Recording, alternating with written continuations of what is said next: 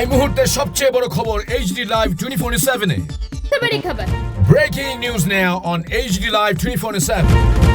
SC ও ওবিসিদের 11 দফা দাবিতে 29 June corporation ঘেরাওয়ের ডাক কংগ্রেসের। তফসিলি জাতি ও অন্যান্য অনগ্রসর শ্রেণীর বিভিন্ন দাবি আদায়ে আগামী 29 জুন আগরতলার লেক চমুনিস্থিত এসসি ওবিসি কর্পোরেশন ঘেরাও কর্মসূচির ডাক দিল প্রদেশ কংগ্রেসের এসসি ও ওবিসি বিভাগ।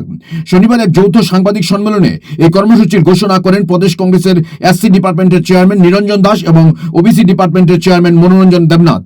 আমরা ত্রিপুরা প্রদেশ কংগ্রেস ওবিসি ডিপার্টমেন্ট আমাদের বক্তব্য, আমরা কেন আগামী 29 তারিখ ত্রিপুরা প্রদেশ কংগ্রেস এসসি ডিপার্টমেন্টের সঙ্গে যৌথভাবে আমরা এসসি কর্পোরেশন এবং ওবিসি কর্পোরেশন এই দুটো যে কর্পোরেশন আছে সেখানে আমরা ঘেরাও অভিযান করতে যাচ্ছি। বন্ধুরা, আপনারা জানেন, সংবাদ মাধ্যমও প্রকাশ পেয়েছে ত্রিপুরা ওবিসি কর্পোরেশন নামক যে সংস্থাটি আছে, সেই সংস্থা মানুষকে, ছাত্রছাত্রীদেরকে, ওবিসি অংশের ছাত্রছাত্রী ঋণ দেওয়া পড়াশোনার জন্য, এবং ছোট যারা কাজকর্ম, অটো চালায়, গাড়ি চালায় বা অন্যান্য ছোটো ছোটো ঋণ দিয়ে ওদেরকে গরিব অংশের মানুষকে স্বনির্ভর করার জন্য ওরা চেষ্টা করে। অতীতে আমরা যেটা দেখেছি, কিন্তু সংবাদ মাধ্যমে আমরা জানতে পেরেছি, আপনারাও জানতে পেরেছেন, এই যে ওবিসি কর্পোরেশন যেটা, এই সংস্থা বর্তমানে লুটের রাজত্বে পরিণত হয়েছে।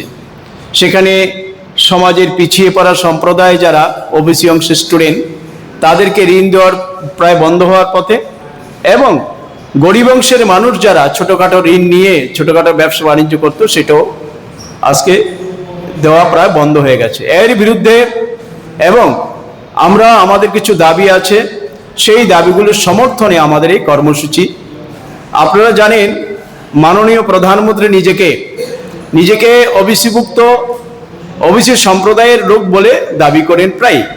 কিন্তু আমরা কি দেখলাম, বর্তমান ভারতবর্ষে যে সরকারটা চলছে এবং রাজ্যে যে সরকারটা চলছে ভারতীয় জনতা পার্টি দ্বারা পরিচালিত, এই সরকারটা সম্পূর্ণরূপে ওবিসি অংশের স্বার্থের বিরুদ্ধে কাজ করে যাচ্ছে।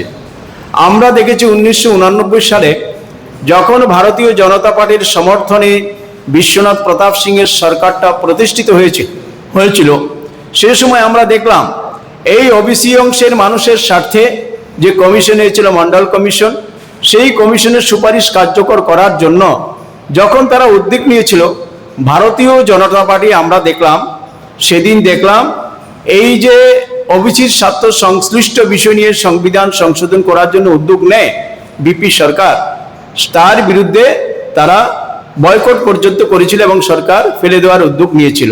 সেদিন আমরা দেখলাম আমাদের জাতীয় কংগ্রেস, তৎকালে আমরা বিরোধী দল ছিলাম ভারতবর্ষে, আমরা কিন্তু সেদিন ওবিসি অংশের মানুষের স্বার্থে আমাদের কংগ্রেস দল জাতীয় ক্ষেত্রে এই দাবির প্রতি সমর্থন জানিয়েছিল। এবং আমরা দেখি পরবর্তীকালে আজকে বিভিন্ন সংস্থায়, কেন্দ্রীয় সংস্থাগুলোতে 27% রিজার্ভেশনের ব্যবস্থা আছে, বিশেষ করে শিক্ষা প্রতিষ্ঠান এবং চাকরিতে। Bureau report, AGT Live 24/7।